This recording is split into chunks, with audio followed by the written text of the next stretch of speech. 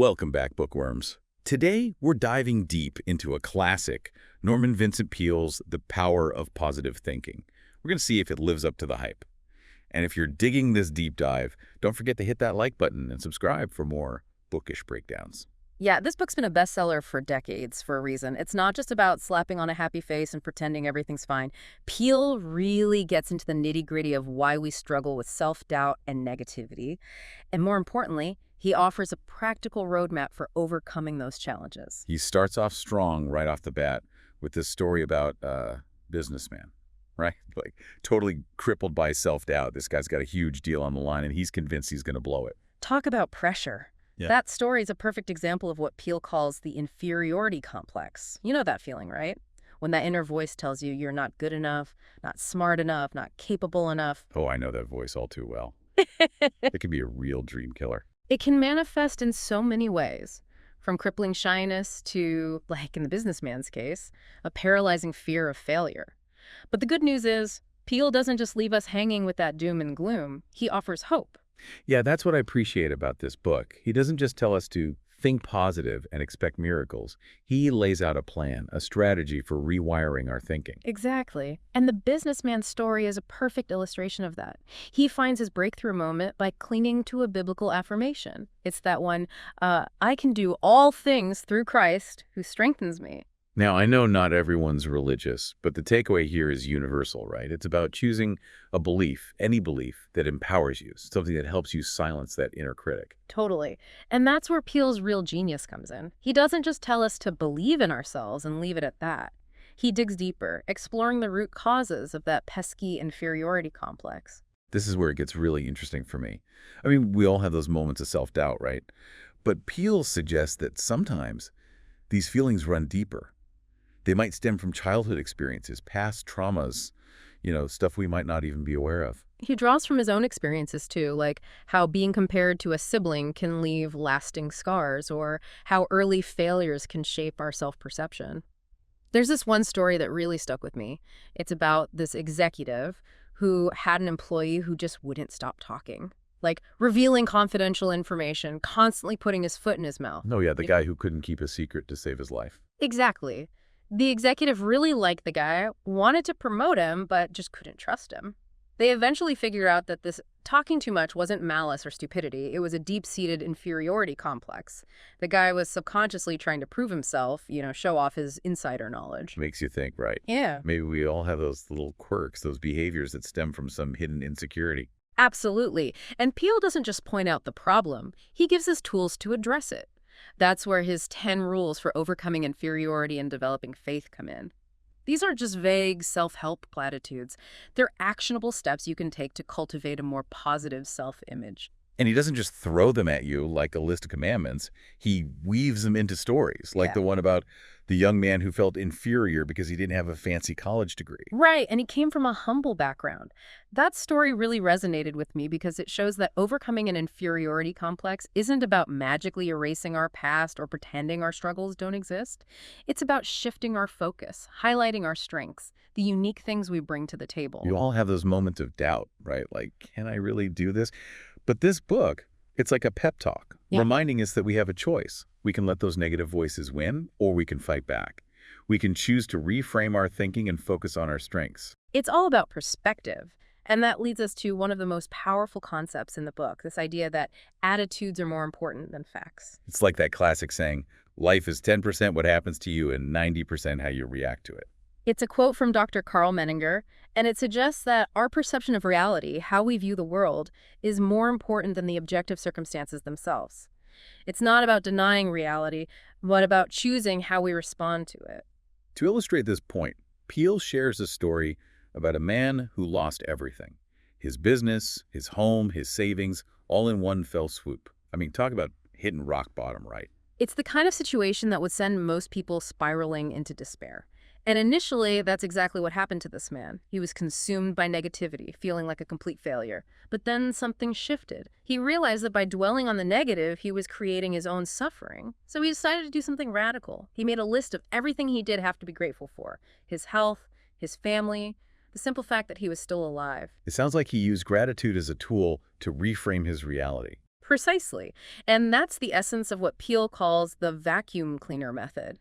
It's about actively sucking out the negativity, those limiting beliefs, and replacing them with positive affirmations. Like a mental detox, right? Yeah. Decluttering your mind to make space for a more positive outlook. And speaking of positive outlooks, if you're finding this deep dive helpful, don't forget to hit that like button and subscribe to the channel. We've got a lot more to unpack. So we've talked about the power of positive thinking and how it can help us overcome those pesky feelings of inferiority. But what about happiness? Is that something we can actually control? That's the million-dollar question, right? Yeah. Can we actually choose to be happy? Or are we just at the mercy of our circumstances? Well, Peale has some pretty thought-provoking ideas on that front. He starts by acknowledging that, believe it or not, a lot of our unhappiness is actually self-created. Wait, are you saying we're actually responsible for our own misery? To a large extent, yes. Peale argues that we often manufacture unhappiness by dwelling on negative thoughts, holding on to resentment, and letting fear and worry take over. He gives this vivid example of a wealthy woman on a train who spends the entire journey complaining about everything: the food, the service, even the drafts. Oh, I know that type. The kind of person who can find a cloud on a sunny day. Exactly. And her negativity was so potent that even her husband jokingly referred to her as being in the unhappiness manufacturing business. It's a great illustration of how our thoughts can literally shape our reality, right? This woman was surrounded by luxury and comfort, yet she was utterly miserable because she chose to focus on the negative. And to contrast that, Peale shares a story about a man on that same train who was just radiantly happy, despite having far less material wealth. When asked about the secret to his cheerfulness, he simply said, "I make it a habit to be happy." It's such a simple yet profound statement, right? Yeah. It suggests that happiness isn't some elusive destination.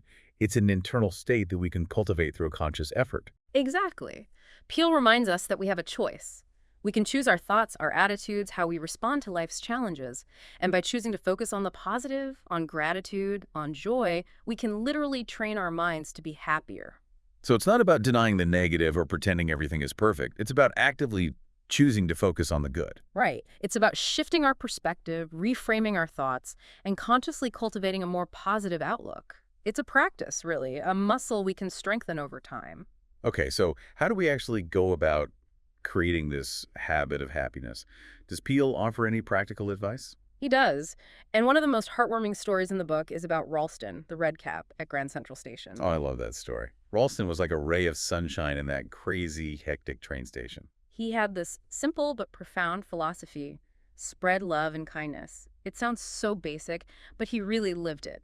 He treated everyone with genuine care and compassion, from the busy businessman to the young woman grieving the loss of her mother. I remember that Part Ralston saw the young woman crying and just sat with her. He didn't try to fix it or offer platitudes. He just offered a comforting presence. It was beautiful. And through these small acts of kindness, these genuine moments of connection, Ralston found his own happiness. His story really shows that true joy comes from giving, from connecting with others, and from making a positive impact. It's not about what we can get, but what we can give.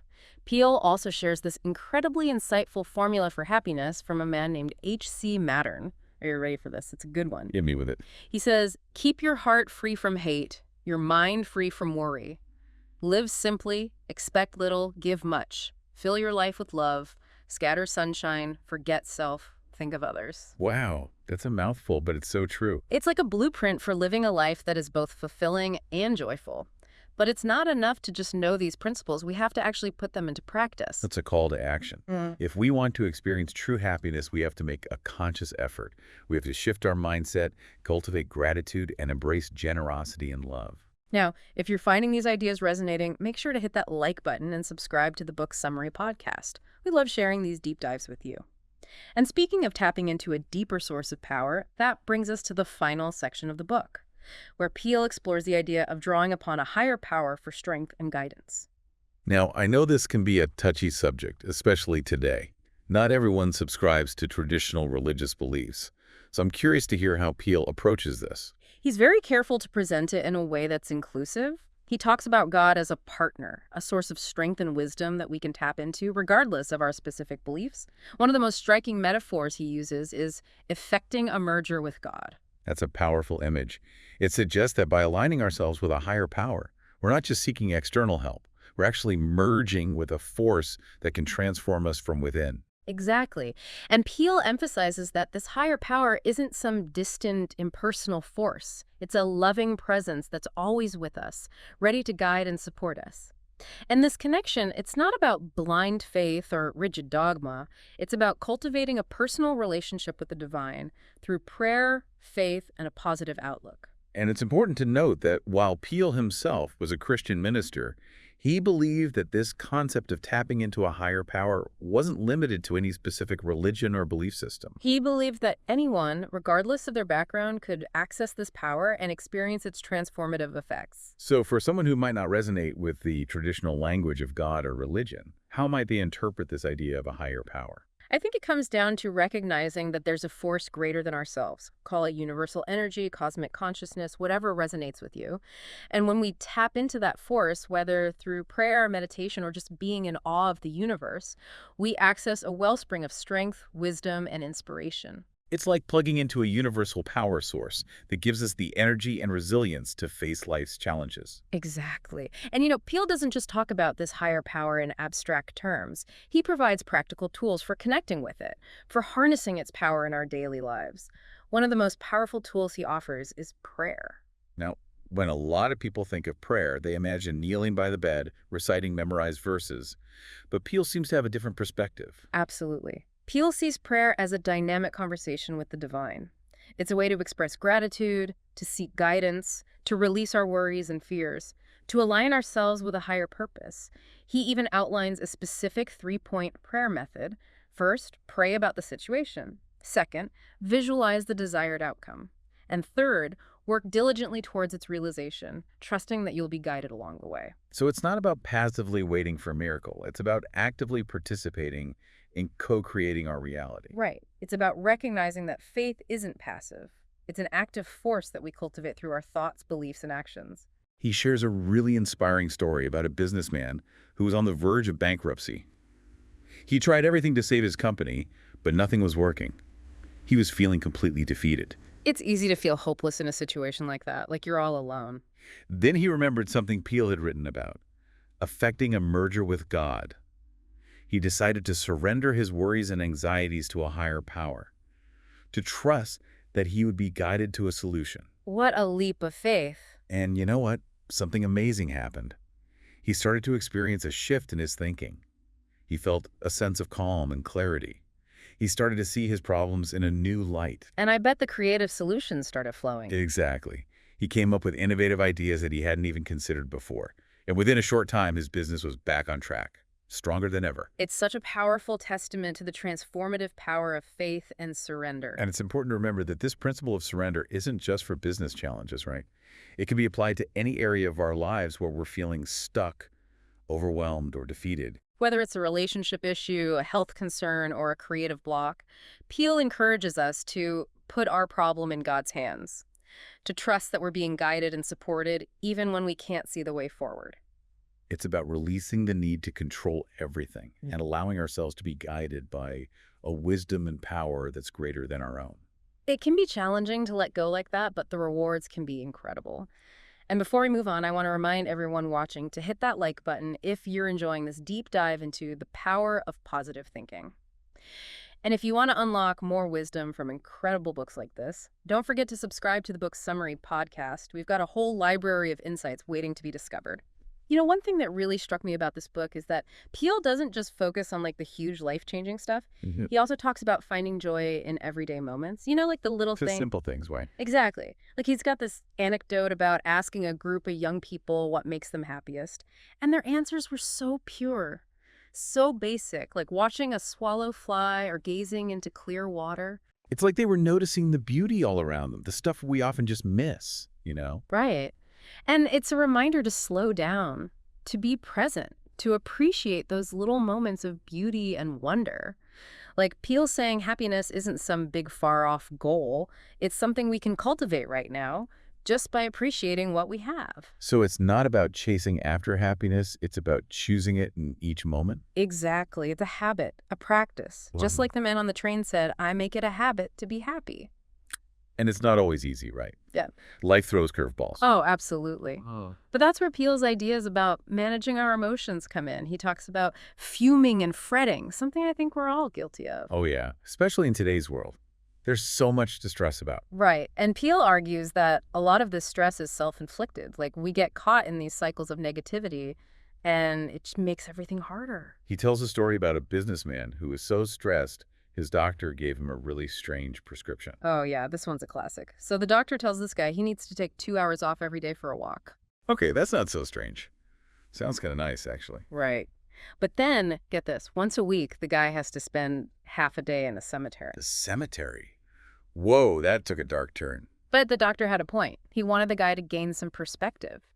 You know, to realize that in the grand scheme of things, most of the stuff we stress about is pretty insignificant. Like a cosmic reality check. Exactly. It's about getting back to what truly matters. Our relationships, our health, the things that bring us joy. Peele also talks about developing a calm philosophy of living, which is basically learning to approach challenges with peace and equanimity. Right, like not letting every little thing throw you off balance. And he suggests things like prayer, meditation, spending time in nature ways to cultivate that inner peace. There's this great story about a guy who was super anxious, went to Peele for advice, and all Peele did was recite a few lines from the Bible about peace and God's presence. Wow, and that was enough. Yeah, the guy was blown away. He felt this wave of calm wash over him. Like just those few words shifted his whole perspective. It's a reminder that sometimes the simplest things can be the most powerful. Absolutely.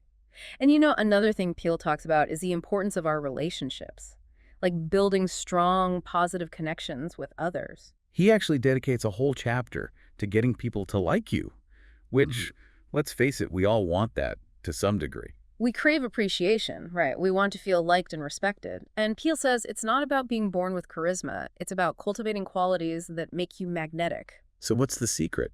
How do we become people magnets? Well, he starts by emphasizing the importance of being a comfortable person, like someone who's approachable and easygoing, the kind of person others feel relaxed around. I get that, like someone who makes you feel at ease. Exactly. He gives this example of James A. Farley, a politician who was famous for his people skills. He was amazing at remembering names, and he made everyone feel valued, from the hotel maid to the president. It's those little things that make a big difference. Absolutely.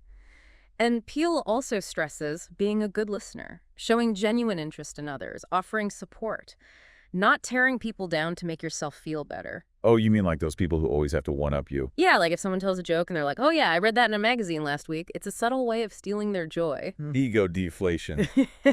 Gotta watch out for that. Right. It's way more powerful to build others up than to try and dim their light. And Peele reminds us that one of the simplest ways to build someone up is to just express appreciation, to let them know you value them. He tells this story about a college president who had a huge impact on his students, not because he was a brilliant speaker or anything, but because he made it a point to tell each student how much he believed in them. Wow, just that simple act of believing in someone can make all the difference. Right. And so as we wrap up this deep dive into the power of positive thinking, I think it's clear that this book isn't just about achieving success or getting rich. It's about so much more than that. It's about tapping into that deeper source of power within us, you know, that spiritual energy that can transform our lives. It's about having faith, choosing a positive mindset, and living a life that aligns with our values. Peele reminds us that we are not victims of our circumstances. We have the power to choose happiness, to create a life that's full of meaning and joy. It's a powerful message. And so as we close, I want to leave you with a question. What's one area of your life where you could really benefit from applying these principles of positive thinking, of faith, of prayer? It's a question worth pondering. And remember, as Peele so beautifully shows us, when we tap into that power within, there's no limit to what we can achieve. And if you enjoyed this deep dive into the power of positive thinking, make sure to give us a thumbs up and subscribe to the Book Summary Podcast for more inspiring insights from incredible books. Thanks for joining us.